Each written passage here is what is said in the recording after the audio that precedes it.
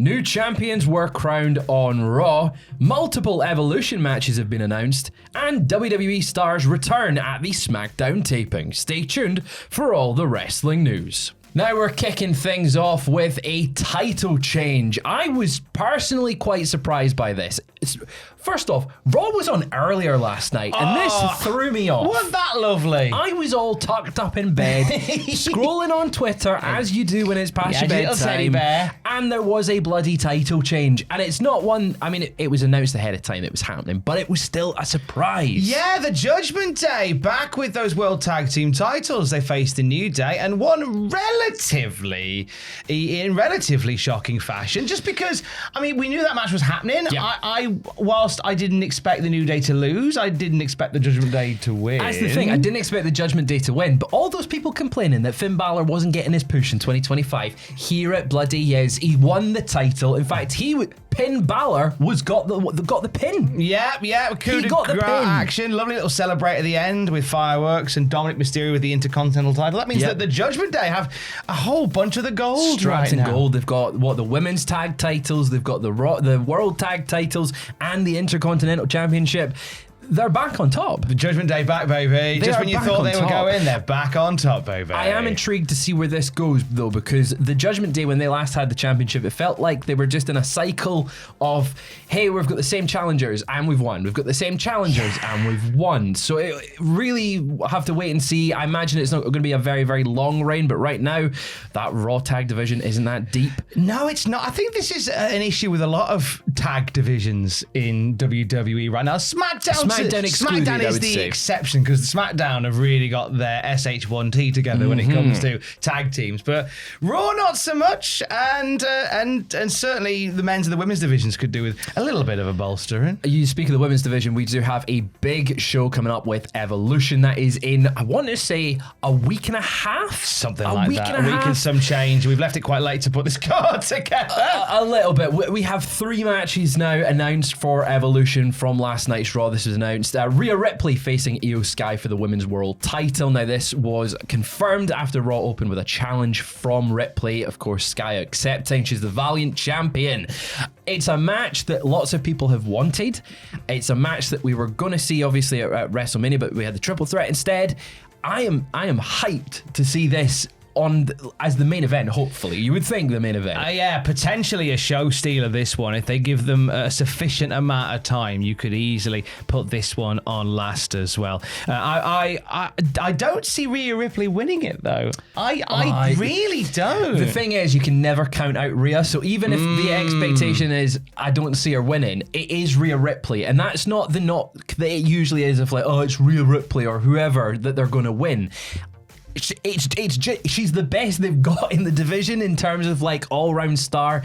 I wouldn't be surprised if they decide to put the belt back on her for another run, especially if you are having her feud with the Judgment Day, her with the Women's World title, and then with the rest of the championships, if she's continuing that rivalry there, there's something you can do with that. Yeah, it's one of them where we kind of thought that Rhea Ripley would be done with the Judgment Day by now, but it's these star-crossed lovers that keep finding each other. They really are. Well, also on Raw last night, Nick Aldis and Adam Pearce also announced a Battle Royale with a winner facing the respective brands champions. Not at SummerSlam, which I was expecting, but it's at Clash in Paris, like a little bit later. Yeah. A little bit later. I do like, I mean, they want to put things in place. I mean, what WWE seems to be doing this more often. I really noticed it during Night of Champions, how they're booking like so many different shows simultaneously. Like 3 shows at one time. Yeah, and I think that kind of continues that pattern. But I do love a random, we've left it late to book the show Battle Royal, that they just hoy on the card there. Now, half of it, I know the plans have changed because of Liv Morgan's injury. So the booking for the show has actually genuinely just very last minute because of that. It's throwing all plans into turmoil. A Battle Royal I expected would be there in some fashion to get people on the card, to get as many people there. I like the added stipulation. It means it's not just a wasted Battle Royale in the middle of the card to get some people on it. The question is, who do they have win to face in Paris? Well, I was they thinking... don't have any French wrestlers? I was thinking because Amel is no longer in the company. No. She was like the main French signing. Yep. And so in terms of who else you could probably have win it, I mean, we saw a promo for Kairi Sane as the Pirate Princess. Once again, they've moved her gimmick back to being the pirate one, which I am super happy about. Yeah, for sure. Whether this is a device to get her into a pole position for Clash in Paris. Possibly. I could see that possibly going down. Maybe Chelsea Green. So I would love if it was Chelsea Green. I just, and she's over in everywhere, but like she's over in France when they came over before. She's over anywhere she goes. I would like to see her win that one, but I think it might be Stephanie Vaquer. I think it might be that's her. not a bad Give shout her that either. immediate push on that main roster and have her challenge maybe Rhea for the belt. Oh! Maybe Rhea for the belt. Threatening me with a good time. Paris. Finally rounding things off there, though, the Women's World Tag Team titles will be defended in a fatal four-way with a team from Raw, team from SmackDown, and NXT challenging Raquel Rodriguez and the stand-in champion of Roxanne Perez. This is really far removed from what we were going to get. So reports was as Fraser mentioned earlier, that we were going to have Liv Morgan and Raquel Rodriguez facing the Bellas for the women's tag titles, and that was going to be kind of the feature match for Evolution. And with Liv Morgan's injury, all of that has gone out the window. It's gone. And so there's no sign of that happening unless you're going to put the Bellas in this match. I don't think they are. I mean, we've still got a week and a half of programming to go. They may well be.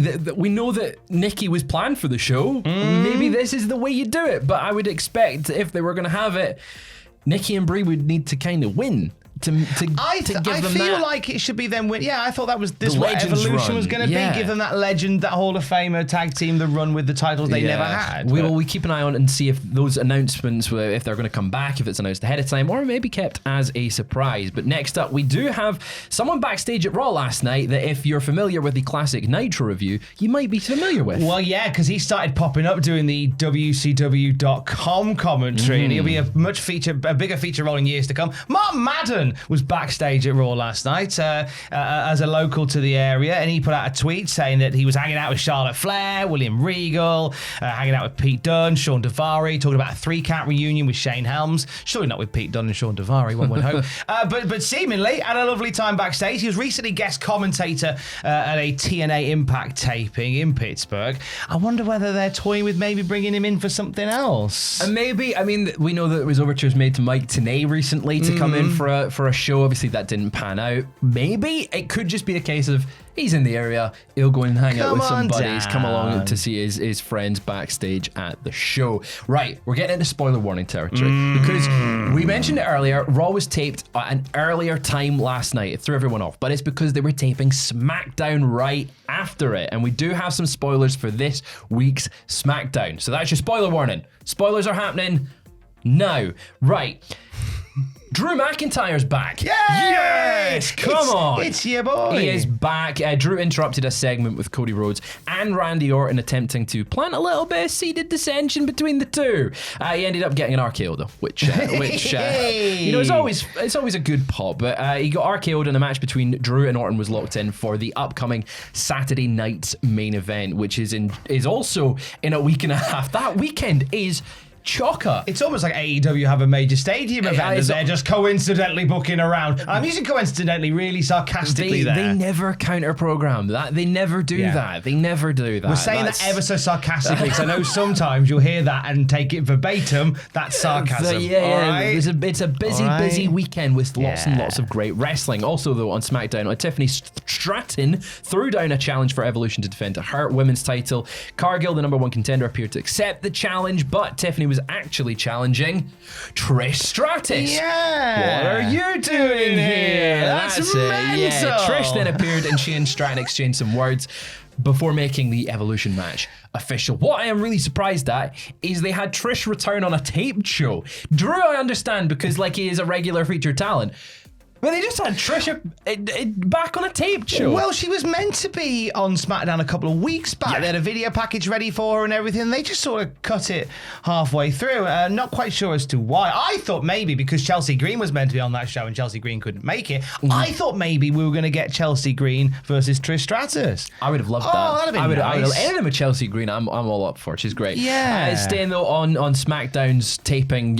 Speaking of Evolution, Nick Aldis convinced Charlotte Flair and Alexa Bliss to form a team and challenge for those women's tag team championships. So we do have the SmackDown team already confirmed for that match. Nothing says support and consistency and creative focus for a tag division like going, hey, two random singles wrestlers who've been feuding, you're now a tag team. You're a team, guys. You're a team together, and they might win the belt. Will they be able to coexist in this big match? Who can say? But that is all we've got for you just now. We will, of course, be back later on today with more wrestling news. WTF moments will be on the channel soon. We've got what happened out from just this past weekend, the cursed WWE title. Well, yeah. I mean, no surprises as to what we're going to be doing there. One of the belts within WWE circulation right now has been labelled as cursed. We'll talk about it. I think, you know what, you can probably put 2 and 2 together on that one and get a tag team that nobody wants. Leave a guess down below if you really don't know what belt we're talking about. Wrong answers only down Wrong there. answers down Do below. wrong answers anyway, only. That is all we've got for you. We will see you later on today.